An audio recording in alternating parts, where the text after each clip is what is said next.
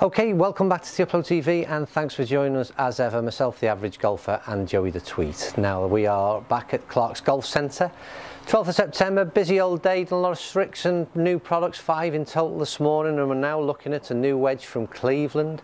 Been out about a week or so I think, RTX 3. Very successful launch last year of this range, and we did try them. We didn't do a review on them, but we tried them last year and they were very, very impressive indeed. It was interesting to see how the improvements have been made in this RTX 3. So we're going to get set up, switch camera angles, hit some balls, and we'll see what kind of results we can achieve. Okay, we're all set to go then with this new Cleveland RTX 3 wedge. As everybody will know, the name Roger Cleveland in association with wedges is very much over the last few years produced some classic wedges and in a lot of people's golf bags.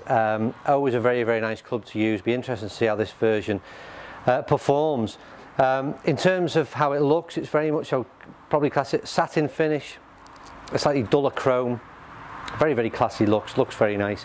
Sits behind the ball very well, and big, nice club face that breeds a lot of confidence. But in terms of technology, there are some differences that have been applied with this wedge. And we've seen it, interesting enough, in the videos we've done this morning with the friction range in this V-groove technology. I'm not too sure what the how they brand it in terms of marketing in the Cleveland range, but it's certainly visual on the bottom of the club, on the sole, and it's all about interaction between ball, turf, and obviously, and again, the release from the ground as well. So not only the position at impact, but also the groove on the outside or bottom edge of the club on how it's released. So that'll be interesting to see how that changes performance. But the other big thing that has changed with the Cleveland wedges is the positioning of the COG. And if you go onto their website, there's some interesting graphics there, and it shows some comparisons between the leading wedges that are out there at the moment, where the COG is positioned, and the kind of dispersion rates in terms of off-centre hits. It's very interesting and well worth taking a look at. But in terms of Cleveland, they positioned the COG very much in the centre of the club face, and they claim to make, the claim they make is that will make all the difference in terms of the dispersion and consistency on these distances, and we know that is all important with a wedge in our hand. So let's see how it performs.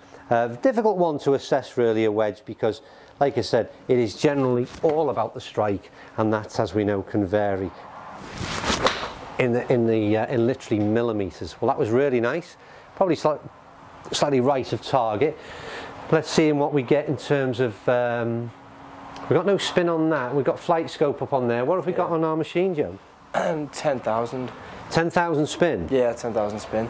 Okay, let's maybe, I think with flight scope we're just popping these up just a little bit too high and it's losing the ball flight. So let's stick to see what SkyTrack is telling us this morning.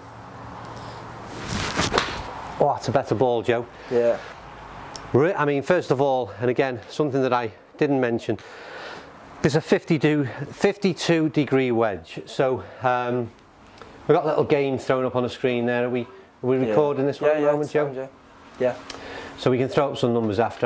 We haven't paid a great deal. We've got it set up at 105 the target, which is kind of like a distance for my 52, which I'd be sort of comfortable to hit. What do we get there spin wise? 9,400. So these are certainly, they're spinning, Joe. Yeah. At a high spin rate. We'll need a few more, and that's another nice ball in terms of the target line, Joe. Perhaps a little bit thinner than the other two I hit. Feel out the club head is absolutely superb. Lovely club to swing and hit. 100 points on that as well. 100 points, Joe. 9,000 spin. So what have we got? We've got a few more? We're still in the same game. We've got, like I said, a little bit of a SkyTrack game going on at the moment, so we'll hit a few more. I mean, those slightly out the bottom. I'd like to get a ball out the middle of this club. Oh, that's nice, Joe. Oh, actually, some nice balls here this morning. We've done a fair bit of reviewing, and that was nice. Did it relate into the numbers on SkyTrack, Joe? Spin was a bit lower, 4,000. That was very low, wasn't it? Yeah. It's actually my better strike. And we got that one, picked it up on Yeah, on SkyTrack, yeah. So there's a big difference there, isn't it? I would suggest that the SkyTrack numbers, it's funny, We went off flight scope for the first ball. I'm just glancing back, sorry to be rude here, I'm just glancing back at flight scope. We've picked up the last 3 balls, oddly enough. Yeah. Right, let's have one more to finish. Oh, these clubs are nice, Joe. I've hit too many nice golf clubs today. It's just, it's not fair because I said it on a few videos that we do. The problem is that you're testing golf clubs every week and it's very easy to be excited by them.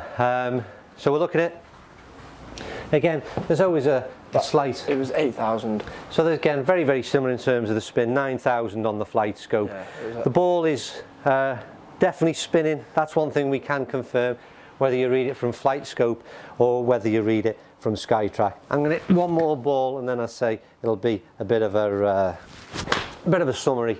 Great launch angle, dead easy to hit, great feel. We're hitting off a mat. Interested to know how the sort of V sole performs on a turfed area, and I'll be really interested to see that. But overall, I would say, again, one glance back, 10,000 spin, incredibly high spin rates. We've got this spinner shaft in as well, which also aids and assists, and well worth. It's an option on the Cleveland wedges, so don't forget, as ever, if you're going to consider even wedges right the way through, wedges now right the way through the driver, even your putter, make sure you're getting custom fit and getting the right club for you. But as with everything we tried this morning, I've got to say it's been a very, very positive morning for T-Upload TV, because that's another one without doubt gets the thumbs up, and well worth a try for yourselves. Thanks for watching as ever. We appreciate any comments and feedback, so by all means stick them down below and we'll do our very best to respond. Thanks for watching and see you very, very soon on T-Upload TV.